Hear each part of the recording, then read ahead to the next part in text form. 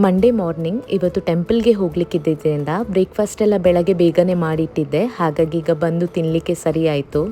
ಇವತ್ತು husband work from home ಆಗಿದ್ದರಿಂದ ಅಡುಗೆ ಕೆಲಸ ಕೂಡ ಬೇಗನೆ ಮಾಡಿದೆ.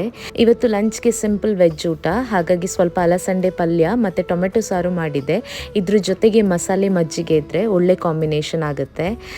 ಮಸಾಲೆ ಮಜ್ಜಿಗೆ ಇವತ್ತು ಇದಕ್ಕೆ ಸ್ವಲ್ಪ ಕೊತ್ತಂಬರಿ ಸೊಪ್ಪು ಜಿಂಜರ್ ಎಲ್ಲ ಆ್ಯಡ್ ಮಾಡಿದ್ದು. ಇದ್ರ ಜೊತೆಗೆ ಸ್ವಲ್ಪ ಪಿಕ್ಕಲ್ ಇದ್ದರೆ ಇನ್ನೂ ಚೆನ್ನಾಗಿರುತ್ತೆ ಅಂತ ಪಿಕ್ಕಲ್ ಕೂಡ ಸೈಡ್ಗೆ ಹಾಕ್ಕೊಂಡೆ. ಅದಾದಮೇಲೆ ಈಗ ನಾನು ರಾತ್ರಿಯಿಂದ ವ್ಲಾಗ್ ಕಂಟಿನ್ಯೂ ಮಾಡ್ತಾ ಇದ್ದೇನೆ. ಊಟ ಎಲ್ಲ ಆದಮೇಲೆ ಹಾಗೆ ಒಂದು ರೌಂಡ್ ಬಂದಿದ್ವಿ. ಇಲ್ಲಿ ಗೋಲಾ ಅಂತೂ ತುಂಬಾ ಟೇಸ್ಟಿಯಾಗಿರುತ್ತೆ. ಇವತ್ತು ನಾವು ಮಾವ ಮಲಾಯಿ ಫ್ಲೇವರ್ ತಗೊಳ್ತಾ ಇದ್ದೀವಿ.